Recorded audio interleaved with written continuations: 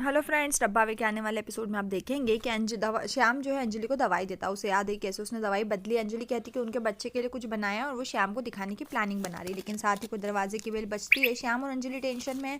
श्याम अंजलि से कहता है, तुमने मुझसे कहा था कि सब लोग मंदिर गए। अंजलि कहती है, हाँ उन्होंने किया, लेकिन मुझे नहीं पता कि इतनी जल्दी वापस आ गए। दरवाजे पर सब यही सोच रहे हैं कि दरवाजा कोई खोल क्यों नहीं रहा, घर पर कम से कम नौकर तो होना चाहिए।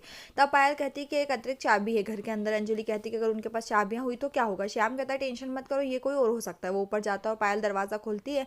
अंजलि कहती है कि वो भी दरवाजा खोलने आई। पायल कहती है, टेंशन मत करो, मेरे पास और चाबी थी। अंजलि को पसीना आ रहा है। वो मनोरमा उससे बोलती, क्या हुआ। अंजलि टॉपिक बदलती और बोलती कि अर्णव कहाँ है।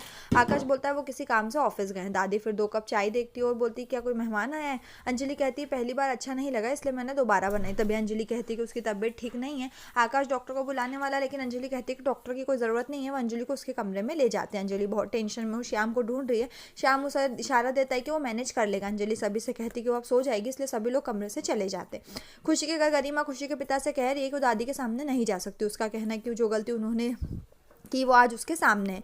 वो कहती कि तब वो झूठ नहीं बोलना चाहती थी, इस बार भी झूठ नहीं बोलना चाहती। वो कहती, खुशी मेरी बहन की बेटी है, लेकिन मैं उसे अपनी असली बेटी की तरह प्यार करती थी और आज मैं उसकी खुशी के लिए कुछ भी करने को तैयार हूँ, चाहे हमें करना ही पड़े। खुशी के पिता हाथ मिलाते और कहती कि वो समझता है बुआ जी, और खुशी अब घर वापस आ गई। खुशी गरिमा को बाहर बुलाती, गरिमा बाहर आती और बैग निकालती और कहती कि वो कहीं जा रही है। बुआ जी बोलती, कहाँ। गरिमा कहती, लखनऊ के बाहर एक कैंप है और वहाँ 1 हफ्ते के लिए जा रही है। उन्होंने खुशी के पिता जैसे कई पेशेंट को ठीक किया है।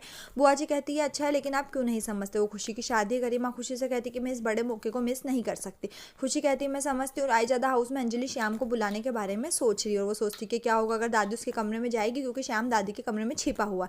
सब चाय पीने गए हैं, लेकिन फिर भी अंजलि टेंशन में। अंजलि कहती कि श्याम को दादी के कमरे से बाहर निकालने का सही टाइम है और वो वहाँ जाती। जैसे दरवाजा खोलती, पायल को एक डॉक्टर के साथ देखती है। पायल अंजलि को वापस अपने कमरे में ले जाती है।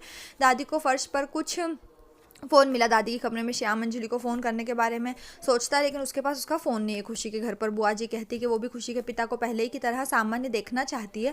वो फिर कहती कि वो उसके साथ जाएगी क्योंकि खुशी की माँ को उसकी शादी में होना चाहिए। गरिमा कहती नहीं और कहती कि उसे खुशी के पिता के साथ रहना चाहिए। इसके बाद खुशी कहती है कि वो अर्णव से शादी टालने के लिए कहेगी। गरिमा का कहना है कि वो नहीं चाहती कि खुशी की शादी टल जाए। खुशी दुखी है क्योंकि उसके माता पिता उसकी शादी में नहीं होंगे। बुआ जी कहती, मैं वहाँ हूँ ना, उदास क्यों हो रहे हो। बुआ जी गरिमा से कहती कि जानने से पहले कम से कम अर्णव के परिवार से मिल लो। आपसे ना मिल पाने के कारण दादी परेशान थी।